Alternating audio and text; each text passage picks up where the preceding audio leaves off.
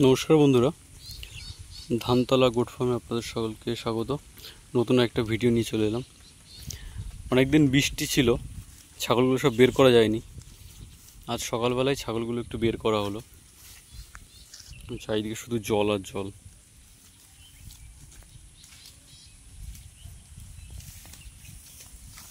কিছু ছাগল বের করা হয়েছে আজকে।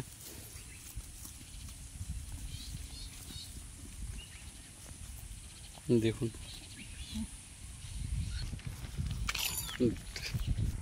দেখুন বন্ধুরা,